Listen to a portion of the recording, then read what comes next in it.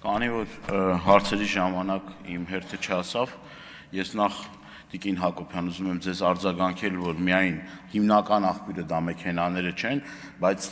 ամիսներ, տարիներ շարունակ օդի աղտոտվածության հարցը, որ բարձրացվում էր, Երևան քաղաքի ավականու ուրեմն ձեր խմբակցության ղեկավարը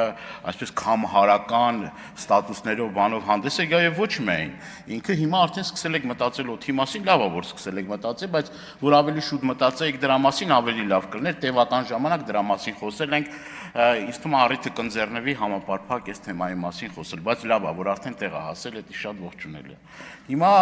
պարոն Պապյան, երկու հարց ունեմ։ Առաջին հարցս դա վերաբերվում է 90 օրա սահմանափակումների հետ կապված։ Ինչ նորություններ կան այս մասով, խնդրում եմ ձեր եզրափակիչ ելույթի ժամանակ ասեք, որովհետև հազարավոր մեր հայրենակիցներ անհամբեր սպասում են, թե ինչ նորություններ կա դրա հետ կապված եւ ինչ հանգրվանի եք հասել բանակցությունների արդյունքում էլեկտրոմոբիլների հետ կապված էլի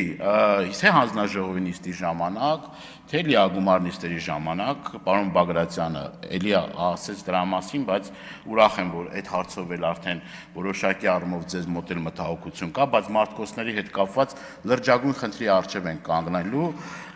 որովհետև եթե տեսնում ենք այն երկրների ուրեմն վիճակը, որը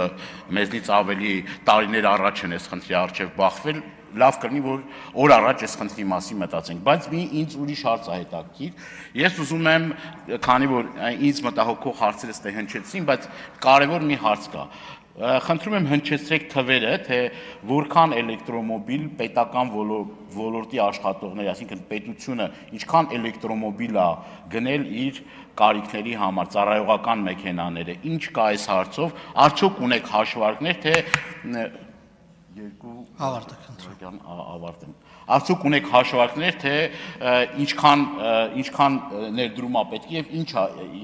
հիմա այս պահին ինչ վիճակ է։ Շնորհակալություն։